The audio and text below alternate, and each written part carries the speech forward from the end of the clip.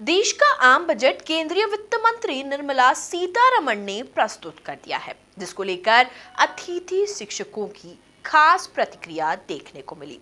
मध्यम वर्गीय परिवार के इन लोगों ने बजट में अपने साथ नाइंसाफी करार दिया। साथ ही उन्होंने कहा कि हर बार इस तरह का बजट तो आता है, लेकिन धरातल पर कितना कारगर साबित होता है ये सभी को देखना मिलता है। इन्हीं मुद्दों को लेकर अतिथि शिक्षकों से खास बातचीत की हमारे संवाददाता राकेश शर्मा ने। केंद्रीय वित्त मंत्री निर्मला सीतारमण ने अपना बजट पेश कर दिया है और इस पिटारे में आम कर्मचारी के लिए किस तरह की सौगात उन्होंने पेश करी है, इसी को लेकर हम आज बातचीत करेंगे। हमारे साथ मौजूद हैं राजधानी भोपाल के कर्मचारी वर्ग के वो कर्मचारी हैं, आम कर्मचारी जो कह सकते हैं, सरकारी कर्मचारी, छोटा कर्मचारी कह सकते हैं। चूँकि ये एक अतिथि शिक्षक भी हैं, तो इन लोगों से चर्चा करेंगे। सबसे पहले तो हम आपसे जानेंगे कि जो बजट आज निर्मला सीतारमण जी ने आज जो पेश करा है, क्या किस तरह का मानते हैं आप?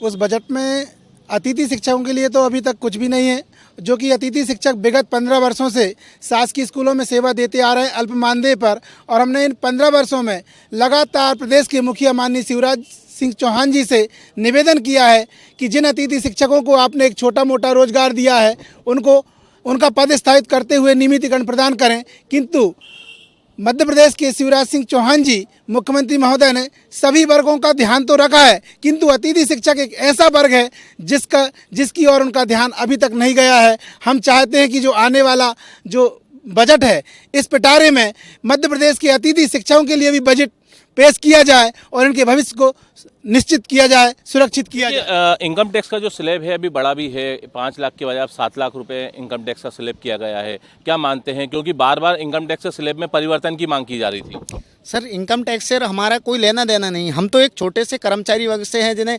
5,000, 7,000 और 9,000 रुपये मिलते हैं। इसमें हमारा कितना, इन्हें तो लाखों में करोड़ों में बताया बजट, इससे हमारा क्या लेने देना। हमें तो 7,000, 5,000 और 9,000 से मतलब है हमारे। लेकिन ये बताइए कि जिस तरह से उन्होंने बड़े कर्मचारी अधिकारियों की भी बात की जाए, क्योंकि अधिकारी कर्मचारी सभी सरकारी होते हैं, कर्मचारी वर्ग की बात की जाए तो उन्हें 5 लाख से 7 लाख किया गया है, तो आप इसको क्या मानते हैं? फिर नहीं, हमारे लिए तो ऊँट के मुँह में जीरा भी नहीं है। हम क्या कर सकते हैं?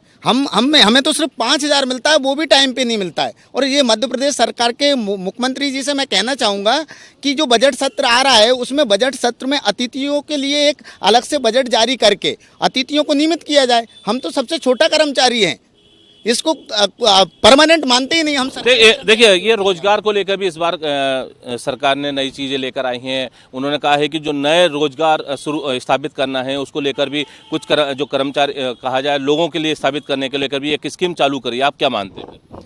सर, जितनी भी सरकार ने स्कीम चालू करी, अतिथि शिक्षकों के लिए बिल्कुल फ्लॉप स्कीम है सरकार की। सिर्फ और सिर्फ झूठा आश्वासन दिया, आज तक हमें अंधकार में रखा। हम लोग इतने प्रताड़ित थे, अभी 2 दिन पहले हमारे एक भाई ने आत्महत्या की है फांसी लगा के। कम से कम अल्प मानदेय वो भी 4-4 महीनों में मिलता है हमें, 3,000, 5,000, 7,000, जिसमें 2,000 रुपये का पेट्रोल जल जाता है और हमारा बिल्कुल भी गुजारा हो नहीं पा रहा है। हमें किसी भी स्कीम से कोई मतलब नहीं है, हम तो डायरेक्ट हमारा नियमितीकरण। ये चूंकि अतिथि शिक्षक हैं, तो चूंकि अपनी मांग को लेकर बात कर रहे हैं, लेकिन यदि बात की जाए तो स्वास्थ्य, इंफ्रास्ट्रक्चर और शिक्षा को लेकर भी काफ़ी बजट में इस बार प्रावधान किए गए हैं। बात की जाए तो 157 नए नर्सिंग कॉलेज खोले जाएंगे। नेशनल डिजिटल हेल्थ स्कीम की बात कर रहे हैं। 2047 तक इस सिकल सेल एनीमिया का जो है खात्मे की बात कर रहे हैं। क्या मानते हैं स्वास्थ्य को लेकर, जिस तरह से अभी निर्मला सीतारमण जी ने, केंद्रीय वित्त मंत्री ने अपनी बात रखी है बजट में, क्या मानते हैं आप? स्वास्थ्य के लिए सरकार जो नीति बनाएगी और जो जनता तक लाभ पहुंचेगा, वो उसका प्रतिफल दिखाई देगा। परंतु आज हम स्पष्ट बात करना चाहते हैं, हम अतिथि शिक्षक हैं, बेरोजगार हैं, परेशान हैं। हम लोगों को नियमित रोजगार चाहिए। लेकिन जिस तरह से आज जो बजट पेश किया गया है, हम उसकी बात करें, क्योंकि अतिथि शिक्षकों की जो बात थी, आपने बार बार आपके 2-3 साथियों ने भी बात करी है, लेकिन यदि सरकार ने जो बजट पेश किया है आज, उसको लेके आप क्या मानते हैं कि अगले 1 साल में यदि मोदी सरकार का 10वां बजट है तो कितना फायदेमंद है एक आम आदमी के हिसाब से, एक सरकारी कर्मचारी के हिसाब से? इसमें ज़्यादा अच्छी उम्मीद नहीं की जा सकती है बजट सत्र में, क्योंकि आज देश में जनसंख्या दिनों दिन बढ़ती जा रही है, लेकिन उतनी सुविधाएं नहीं दी जा रही हैं। आज जनता परेशान है। आप कोरोना काल से देख लीजिएगा, आज जनता को समुचित लाभ नहीं दिया गया है। अतः चलिए देखिए, दूसरे हमारे साथ और भी साथी लोग हैं, उनसे भी हम चर्चा करेंगे। सर, शिक्षा को लेकर तो बड़ा अच्छा इसमें मॉडल दर्शाया गया है। 740 एकलव्य मॉडल स्कूल्स की बात है, और 38,800 टीचर्स सपोर्टिंग स्टाफ की भर्ती, 3.5 लाख ट्राइबल स्टूडेंट्स को फ़ायदा मिलेगा, 2 लाख आंगनबाड़ियों का अपग्रेडेशन होगा, ऑनलाइन पढ़ाई के लिए digital university, 1 class 1 TV channel की शुरुआत होगी। ये शिक्षा को लेकर जो हमेशा बात की जाती है, केंद्र सरकार ने बजट पेश किया, आप क्या मानते हैं इसको? केंद्र सरकार ने बजट पेश किया है, इसके लिए अगर ये सारे स्कूल खोलने की बात है, अगर ये बेरोजगारी इतनी बड़ी है, अगर ये नियुक्ति करते हैं, कर्मचारी नई भर्ती करते हैं, तो इससे फ़ायदा होगा। अगर कर्मचारियों की भर्ती करेंगे ही नहीं तो फ़ायदा कहाँ से होगा इनको? इसमें यह तो ऐसा लग रहा है, ये बजट पेश किया है तो ये हवा ही है। इसमें अगर ये कोई स्कूल और आंगनबाड़ी ये खोल रहे हैं तो इसके लिए पहले सरकारी नियुक्ति करें। केंद्र सरकार ने कहा था हम हर साल की 10 लाख रोजगार देंगे। 10 लाख रोजगार है कहाँ? मिले नहीं किसी को। और रही बात हम लोगों की, मध्य प्रदेश के कर्मचारी हैं, छोटे से कर्मचारी, स्कूलों की व्यवस्था संभाले हुए हैं 15 साल से, लेकिन हमारा ध्यान कि माननीय मुख्यमंत्री जी रख नहीं रहे। हम चाहते हैं कि आने वाले 27 तारीख से जो मध्य प्रदेश का बजट सत्र शुरू होगा उसमें हम लोगों की बात रखें, हम लोगों का ध्यान आकर्षण करते हुए हम लोगों का न्याय करें, हम लोगों का भविष्य सुरक्षित करें उसमें। देखिए, आज हाउसिंग और बेसिक फैसिलिटीज़ की बात की जाए, आपसे ही चर्चा करते हैं इस बात को लेकर।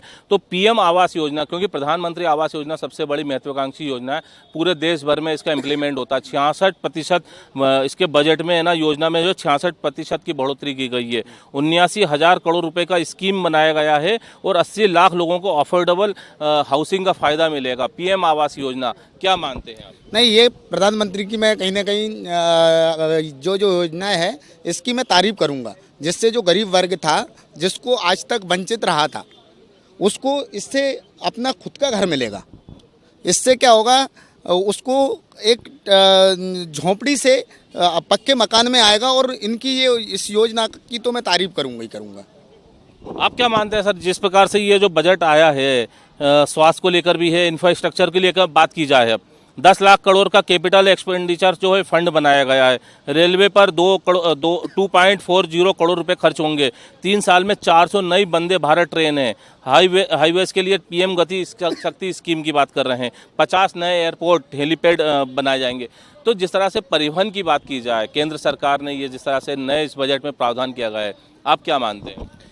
आपके चैनल के माध्यम से सबसे पहले मैं माननीय केंद्रीय मंत्री जी को धन्यवाद देना चाहता हूं कि आपने सभी क्षेत्रों का ध्यान रखते हुए परिवहन के क्षेत्र में, शिक्षा और स्वास्थ्य के क्षेत्र में बजट का प्रावधान किया है। और कर्मचारियों के लिए भी जो 5 लाख से 7 लाख का स्लैब बढ़ाया है, उसमें कर्मचारियों को भी खुशी होगी।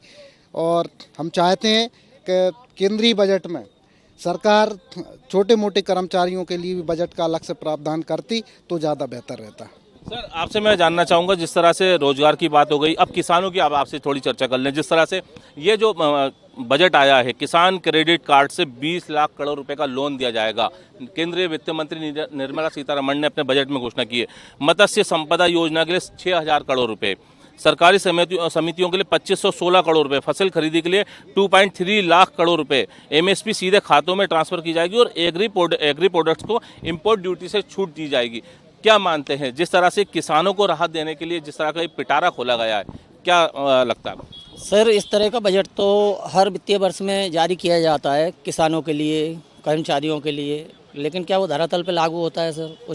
उसका कुछ ही अंश किसानों को और कर्मचारियों को प्राप्त हो पाता है।